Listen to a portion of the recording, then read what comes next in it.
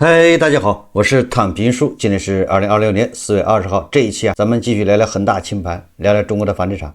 恒大还正在清盘之中。咱们先说说恒大。今天我看到媒体报道，恒大集团不是许老板一个人走上了这个被告席，恒大集团一共42位高管被审查起诉，是中国金融监管史上涉案人数最多、涉案金额最大的企业金融犯罪案件，标志着中国房地产史上最大规模金融犯罪案件全面司法处理。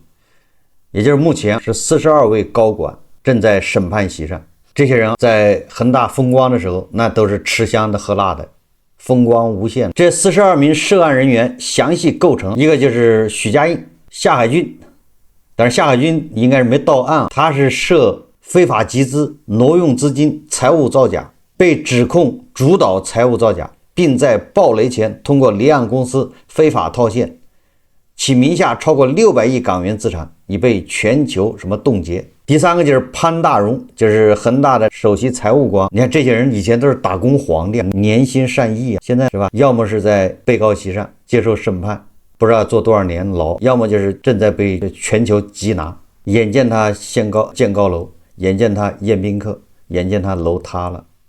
还有就是度量恒大财富的原总经理刘永灼，恒大汽车的总裁，恒大物业集团前董事长叫曾立涛是吧？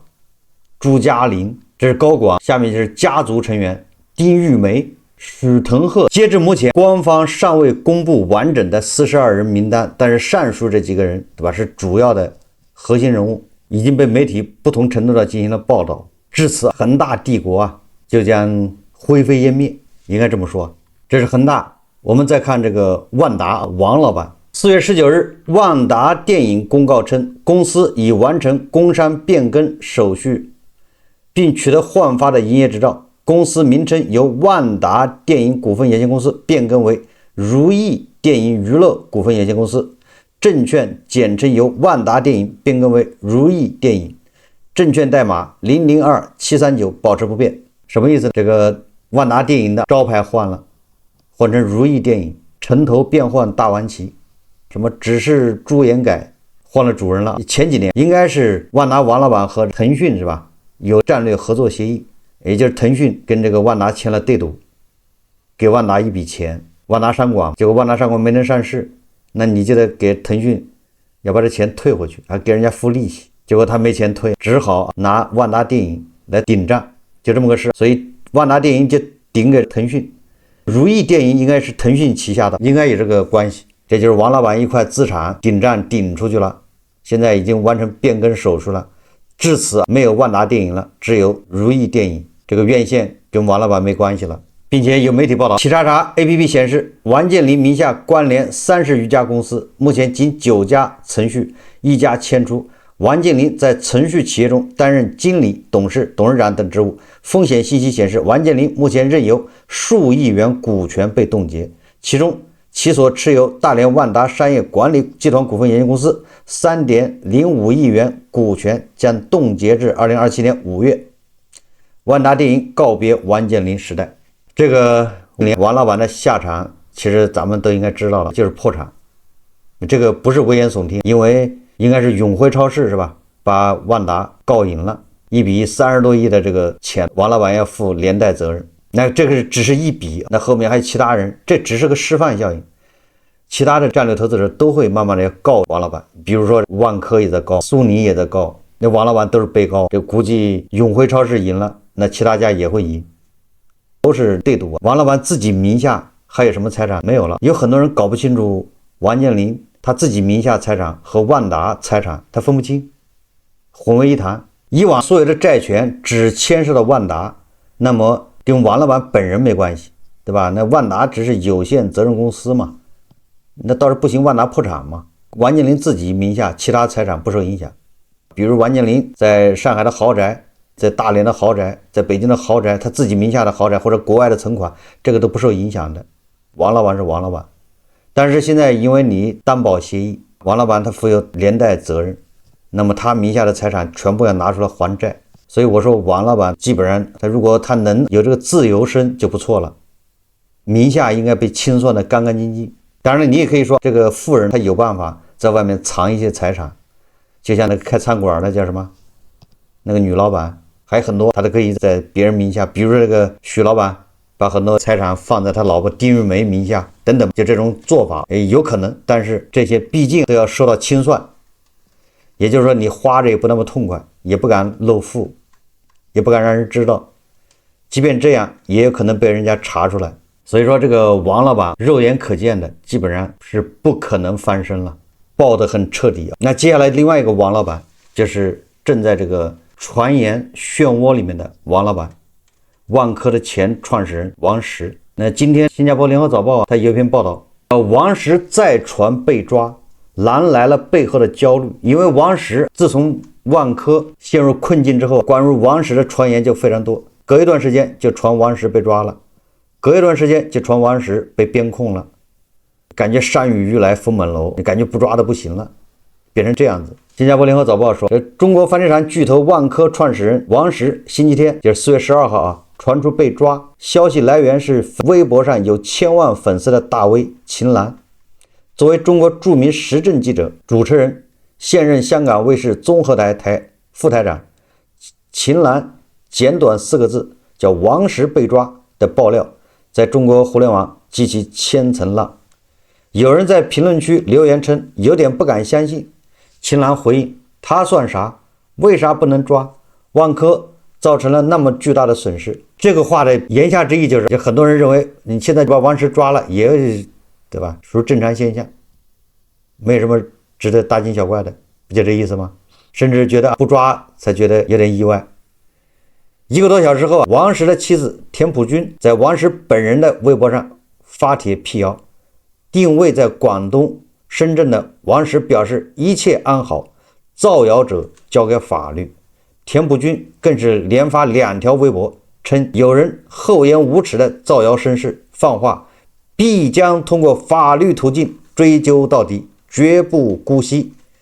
即便如此，秦岚不仅没有删帖，还在评论区硬刚道，退休不是护身符，说早晚的事儿。早晚的事的意思就是被抓是早晚的事，也别着急，等着，官不官宣都视工作需要而定。他还回复说，露面也不一定没被控制。虽然王石夫妇手脚麻利的辟了谣，但秦岚作为知名记者，可信度高，对，再加上他有一些背景，而且在造谣很可能面临法律责任的巨大代价面前，他的贴文不免引起坊间就王石现状议论纷纷。实际上他不叫秦岚，叫秦凤，我看错了。秦凤的贴文在发出约4小时后被撤，但本着江湖上无风不起浪的经验，相信王石处境不妙者不在少数。新加坡联合早报说，这已经是王石第4次被传出事。事实上，有关王石失联或被带走的传言一直没停。去年5月，王石因出境需经相关方审批，以16年来首次缺席联合国气候大会，引发外界对他被限制出境的猜测。去年11月，万科首次启动债务展期，有关王石失联的传闻浮现。总之，这个王石隔三差五的就要被传失联，被抓进去了。王石此番虚惊一场，有网民分析说王石早在2017年就退出万科的治理，那之后的事情，比如房地产高杠杆末期的扩张决策，甚至影子银行等指控与他关联不大。再者，他已75岁高龄，再被万科牵连的可能性不高。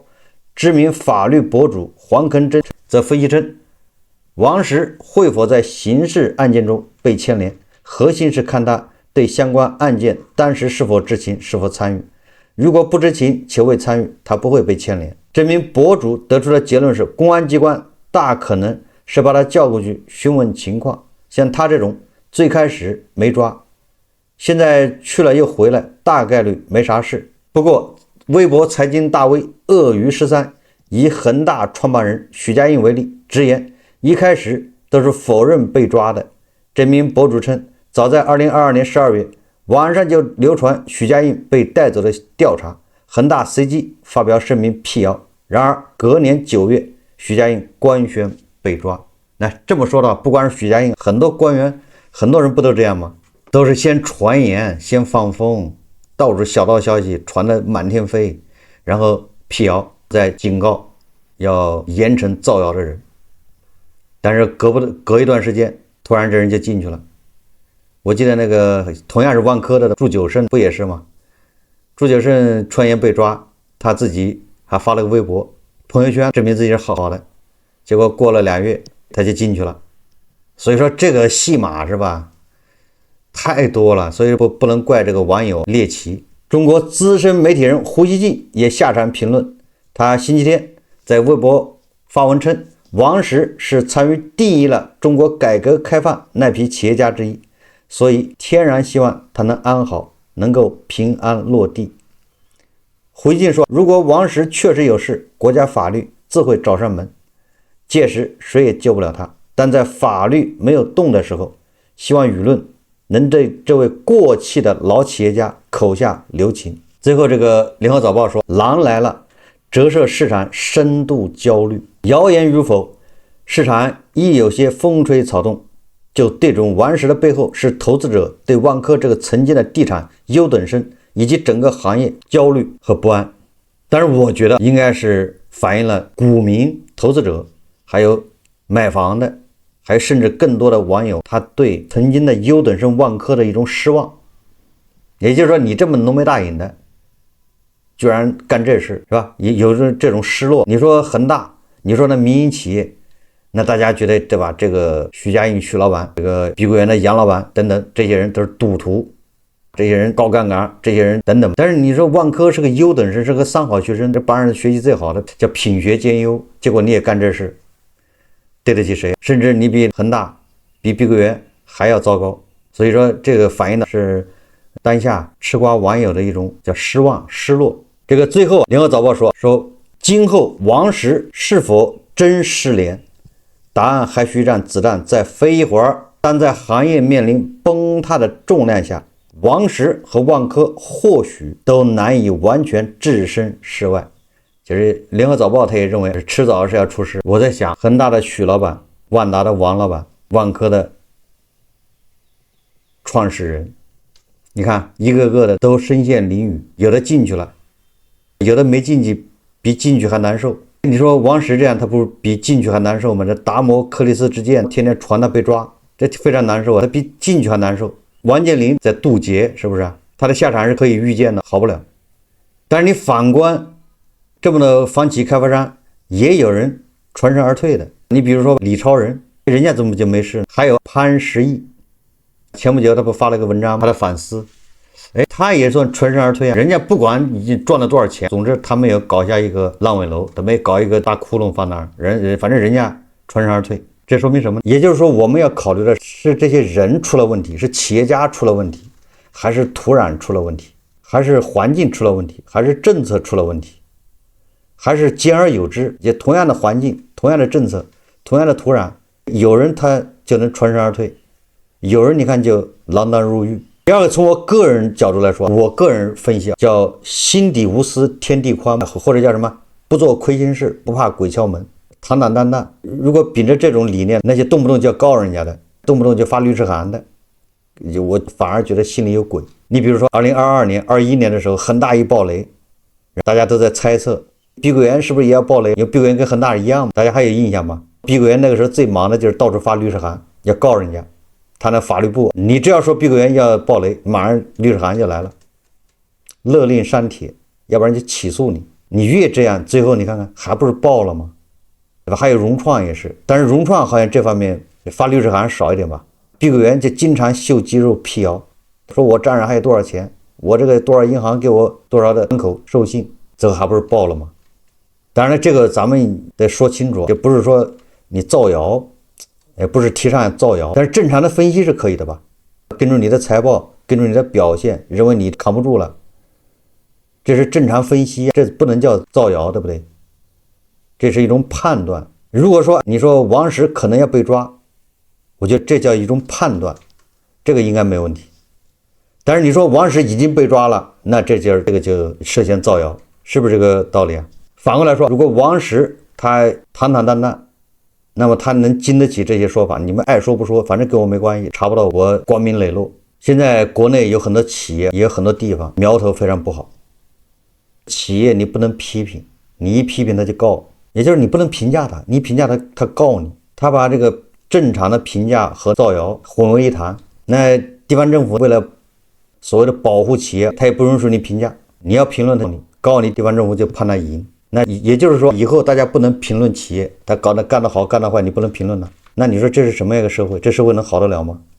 评论和造谣是两个概念。你造谣，你说人家卖假货那叫造谣，人家没有卖假货，你说人家卖假货那叫造谣。但是你正常评论人家商业模式，你说这种形式不行，这种搞法不对，这种都不让说。当然这个咱们说远了。总之，从这些人都是房地产大佬，都是曾经的叱咤风云的，随便哪一个人脚跺一跺，整个房地产行业觉得抖三抖的人物，现在都在渡劫。当然了，其他的大佬也好不到哪里去啊。不知道这些大佬当年在房地产烈火喷油的年代有没有想到过今天？我估计他们没想到过。但凡过今天，他应该对吧，会采取措施。我们再看看这个海外机构对咱们楼市的一个看法。自从这个楼市小阳春以后，大部分机构都是纷纷看好中国楼市，纷纷上调预期，是吧？高盛说2020年上海、深圳不仅是止跌，还要涨15%。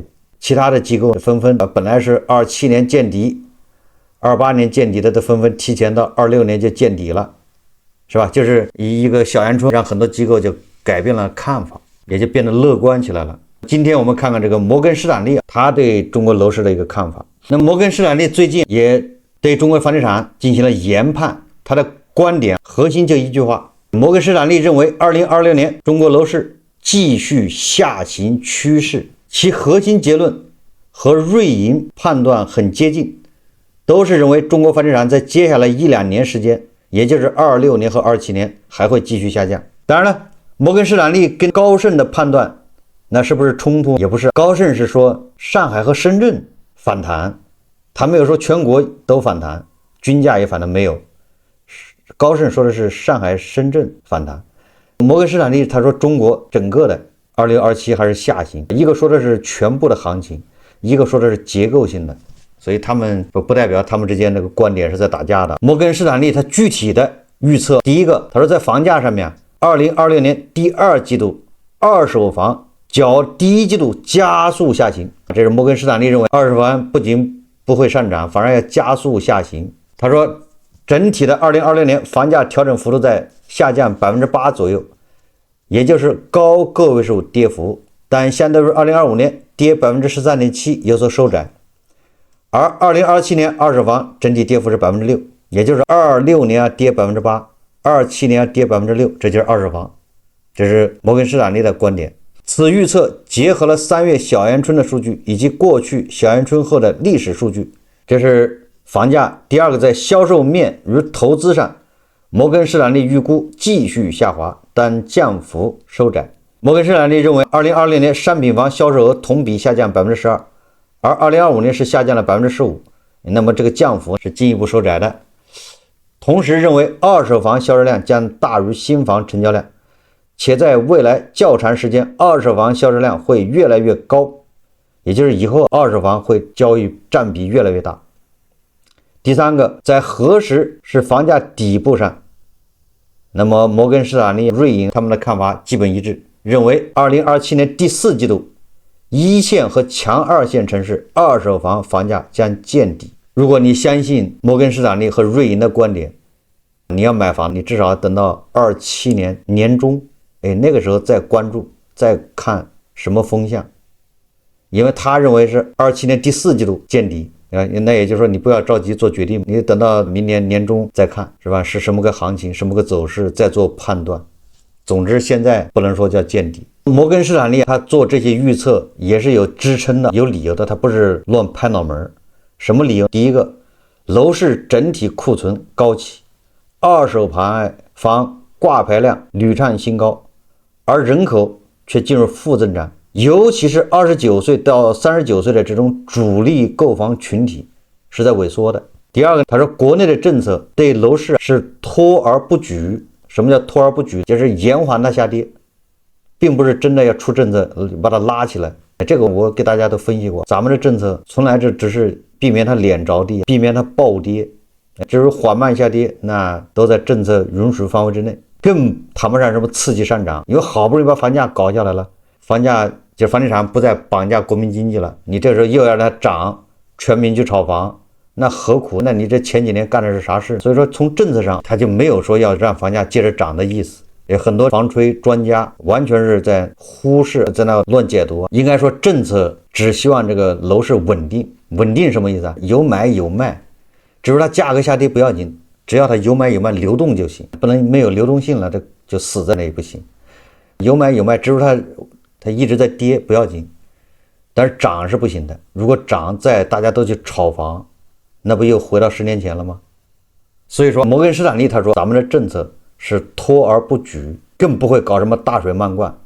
所以很多专家在那建议是吧，什么收储，买这个政府出钱买地买房子，这都是叫背道而驰，只能是作为一个信号，作为一个叫什么信心。